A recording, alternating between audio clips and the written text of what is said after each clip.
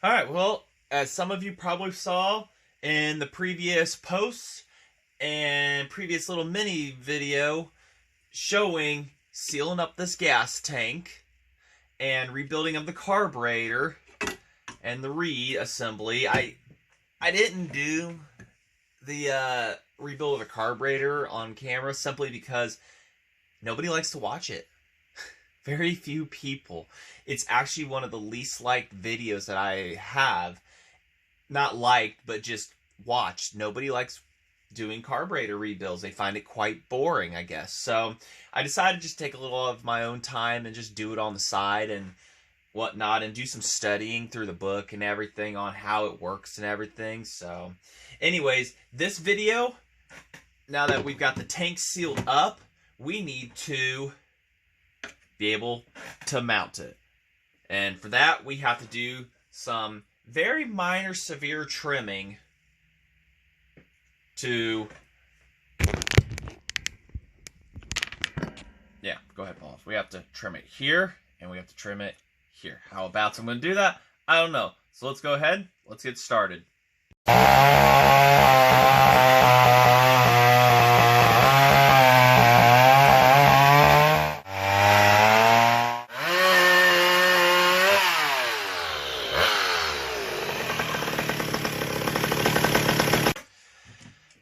Alrighty, how do we want to approach this problem issue thing? So the rubber apparently obviously has to be cut. So it's one of the things we'll have to do. And there's many different types of cutters out there, and this probably ain't the best of ideas. Yeah, we're going to have to, metal that come up there, we're just going to have to go brute force. Maybe go outside, get the angle grinder, and I don't want to do that in the house. That's going to create a lot of smoke and a lot of nasty. So let's go outside and we'll just cut out this whole chunked area on both of these. Because that's about the only solution you have. And it has to sit in like this. So you just got to go until it clears. And that was one little hint that Happy Saws Luke, he told me, he's like, don't be afraid to cut that rear mount, because, you know, he told me that right before I did everything, and he was right. And another guy also confirmed you had to do that too. So, well, yeah, let's just go outside. Alright, went outside, did some grinding, did the angle grinder, had a flapper wheel on it, just kept it that way, and seemed to work very nicely. As soon as I can find a screwdriver here.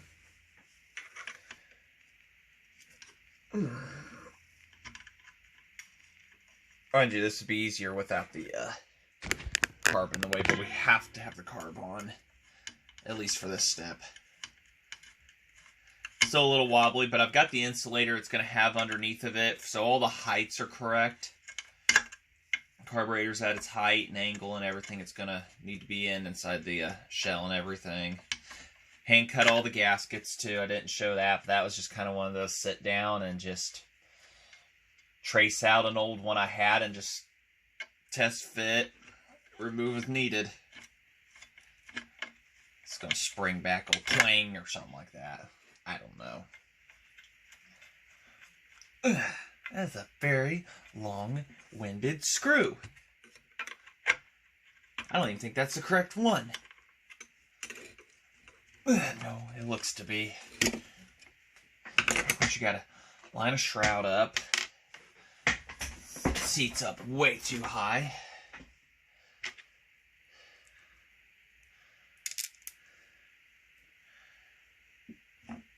Well, your wife is a cool, like 5'7", 5'8". Every chair's a booster seat. Or at least she seems to need one all the time. I could see myself going to one day going to have to go and do a fixed mount on this system.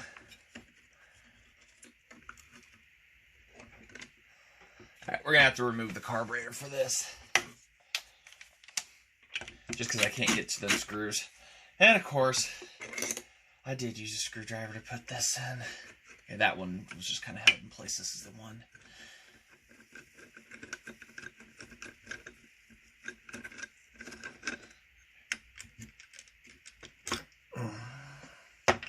Nice shiny carb. Super thanks, Mike Nolan. I don't even know where his stickers are to represent that. This is where the pain in the butt part happens. We are pushing the shroud forward, lining up the screws, and 12 different other things.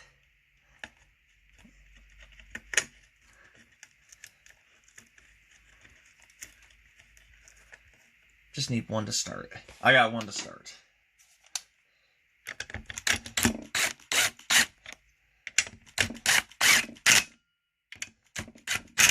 Now, a guy could get this done in a weekend if he really dedicates an entire day. He can have this kind of project done. This is really nothing. This is just taking my time. I've been sprawling this out over for a little while here, so. All right, now the carburetor. Underneath the shroud. I might cut the shroud at some point. Gotta get the hardware out.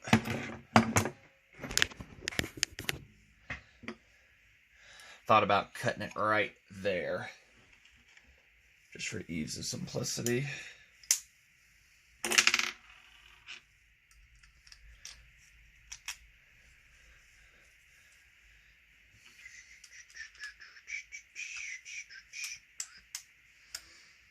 Got a song stuck in my head. Trying not to sing it out loud.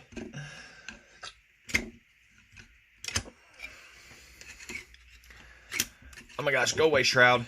Do me a favor by doing yourself a favor. I might have to... It's not like it's really hitting too hard.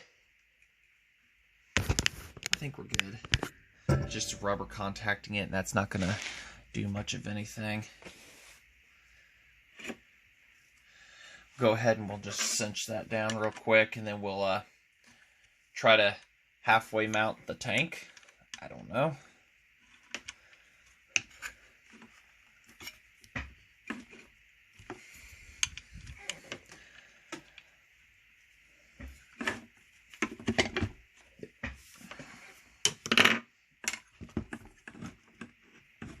All the hardware in the world doesn't want to line up. Go figure.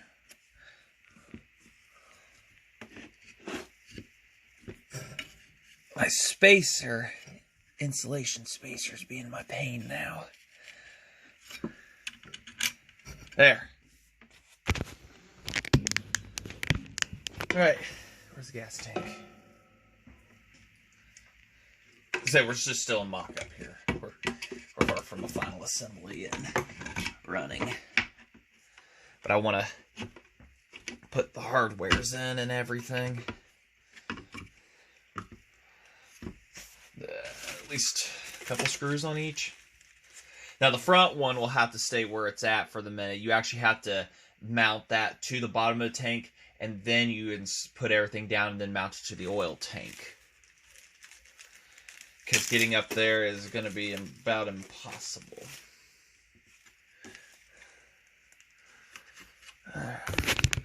Going in here. And kindly asking with force. While my hand's in a super awkward position.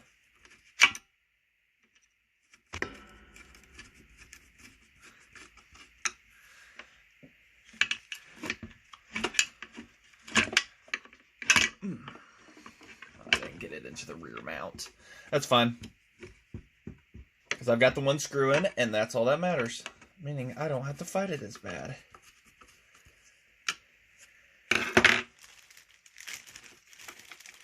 I might upgrade to Allen's on this too, just because I like them better.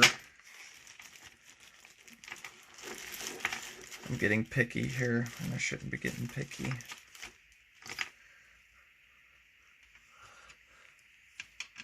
I just got to take it all back apart anyways.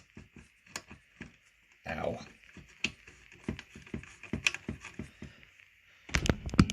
And the other one. So I gotta take it apart to do throttle linkage. And the good part about the throttle linkage I already has is I have the pre-bent determination of here, and then once I get out to here, I'm on my own. But I've already seen some guys how they do it. They just bend straight out of 90 over, straight forward, and then hooks into the throttle linkage and everything. I'm just trying to see clearance-wise how the throttle's going to rub on the tank and stuff like that.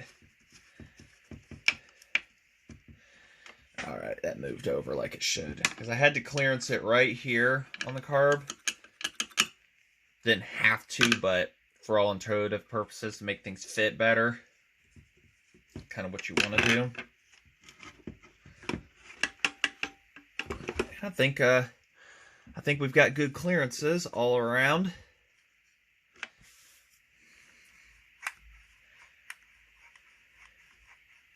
The tightest fit, and I've seen this, is right here for the throttle. So that's kind of one of them moments now. Do I, do I try to do something different or peen it over or what? I mean, it's kind of, I don't know, it's hard to tell, because here's another one where they just started the bicycle linkage and then just, this is a bicycle spoke, very common, and it was just bent from there, but I can't exactly do that. I can't. So, took the guy, the last guy took him, it took it he said 2 hours to be able to make it happen. So I'll have to watch and observe some video, but you can see there's room there to go. Just bend that up and it just goes kind of in the way of things. And so, not too difficult. Be pretty easy. I got to find the bicycle spokes that I had laying around, but there is tank fitment. I don't have the front bolted down or anything like that, but but it's down on its mount as tight as it would be if it was bolted. So we have, looks to be everything's clearanced. The carb's not smacking any parts of the tank that it doesn't need to be, shouldn't be. My ability to put stuff up is gone. You see the high speed linkages, not linkages, but adjustments, low at the bottom and high up on top. I can get to those, sorta. I got the access cover over here. I cut a slot, a double slot into the low speeds because it's kind of in an awkward spot. You can't really get it from below like I was thinking, so I put extra slots in it to help for whatever. And then the top one right here, the high speed, it's already, I've got them both turned out to a good adjustment, so hopefully I really don't have to do much from there. Carburetor's like loosely mounted, it's finger tighted down onto the intake, but it's enough. So that is one step closer to final fitments and everything, and it's just going to be a million hours. The biggest thing is going to be the throttle linkage. The switch I'm not looking forward to doing. And everything, and I might do the throttle linkage just off camera, because that's all you're going to be watching is me frustrated back and forth, back and forth, back and forth. Changing the trigger out's no biggie either. That's just a roll pin. Tap that out and slide the new trigger in, whatever I did with it. There it is. So, just kind of going over the big basics of everything and whatnot. I'll take a picture of the throttle linkages and stuff, hopefully, for you guys and whatnot. And I might bring in, I don't know. But this is, just kind of doing a little mini-series on this thing and jumping in and out.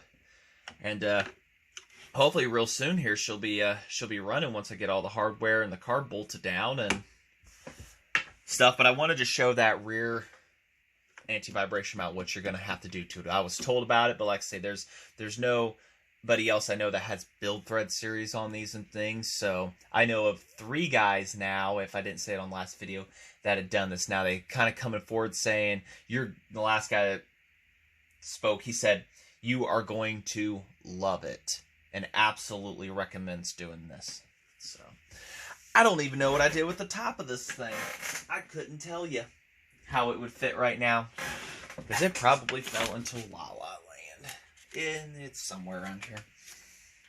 So, alright, I wanted to have you guys at least there a little bit for this part of it. And whatnot. So, I just want to say, thanks for watching. And if I figure anything else to add on to this, you know, replacing the trigger and stuff, I'll bring you back. But, like I say, just a roll pin, slides out, roll pin in. Just going to be a lot of frustration. The oiler, I'm told you can get it to work. I don't know how they did it. I might not worry about doing a manual oiler on this. Because the automatic just works fantastic. And then the choke is another future thing I do want to do. So, I'll get back on that. But right now, it'll be down to the basics of how well does it run and everything. And I think it's going to be just alright. Everything's going to be... It's going to be real good. So. And maybe. What do you guys think?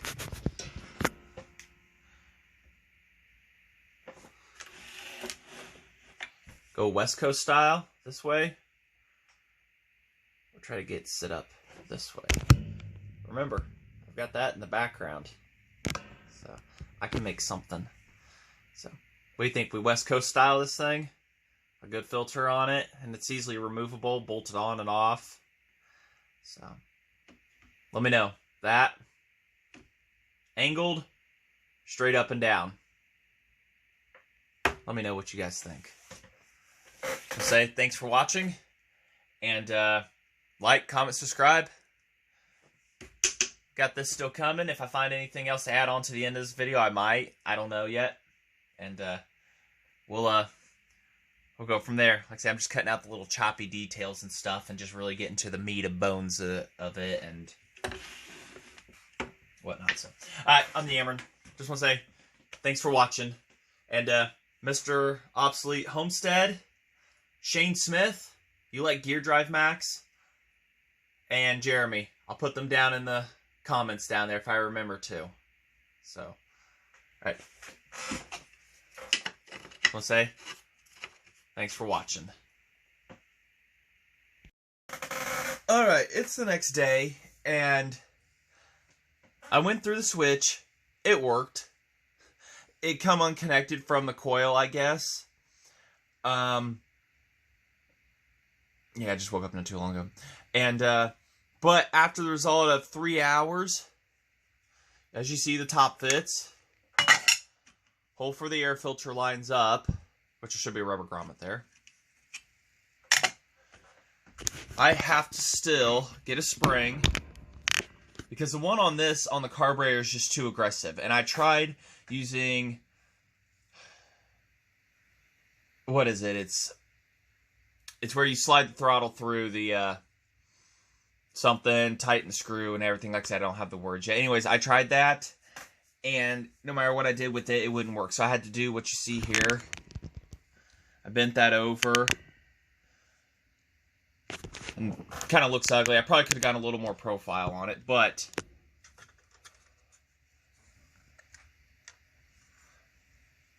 and I had to return it myself manually. We have throttle.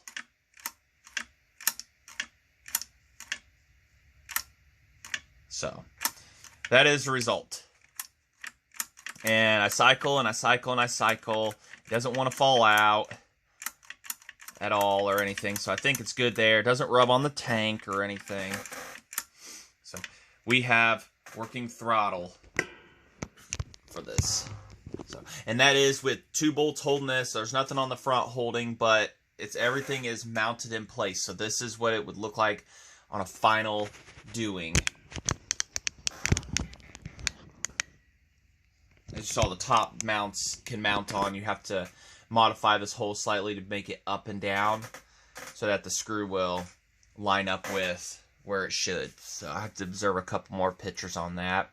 I mean, I may run the top for now. I do want to run a West Coast style 3D print and adapter for that. But I can get a bunch of foam and just stuff it in places, you know, try to...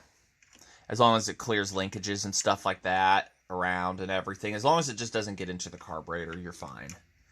So I can piece together, cram together something to stay down in there, and that should do the job. So I'll have to disassemble this, clean everything, check out this, the coil, get it hooked up and fixed. I mean, it has ignition. Get everything bolted down. Hopefully the next part will be part 4. And we will do a final assembly of this, I'm hoping. And possibly running. That is my goal in 4 parts, to have this going for you guys. I got to figure out the fuel line still. Get it routed. It goes down, up. Comes up through this channel right here. And then makes a curve. I've seen where guys have had to put a spring inside of it to keep it from kinking. So we're going to do that, but it'll snake through on and then down to the inlet. So overall, it's been a very learning curve kind of thing. You know, like I say, I know of 3 people who have done this. Not saying there wasn't more or anything like that, but this is the vision how it should have been from the factory, McCulloch. You know, maybe Mr. McCulloch's up above every guy that does something like this. You know, he's smiling. So, just wanted to get that on this video for you guys. The 3 hours of struggle and stuff like that, and we've got success. So, all right, I just wanted to show you guys that, and not sure if tear down and cleaning on the next, but definitely on reassembly for you guys. Put it back together, at least partially, or at least get the intake on and show going. And hopefully we will have a running saw here coming soon again. Get it running. I don't know what size, what my plan is for a sprocket or anything. If I go 8-pin, I think it's 7 now. I'm pretty sure it's 7. So if I want to go 8 on that for a little more speed, because it's going to have more than enough torque to pull anything. Or if I go shorter bar and do a 10 on it, you know, for like racing or stuff like that. So I don't know. So, because right now I've got a 36-inch bar for it. So, all right, just want to say thanks for watching, and hopefully part 4 will be a runner. And then if I ever get wood and make up my mind, we'll see if we've got a cutter again. So, and I do have a before and probably after video. Maybe the after I'll put the bar and chain it has on it and try to get one more cut out of what wood I have, since it's the same thing. And we'll hopefully have comparative difference. So, alright, I'm yammering. Thanks for watching. Like, comment, subscribe. You know where to find me.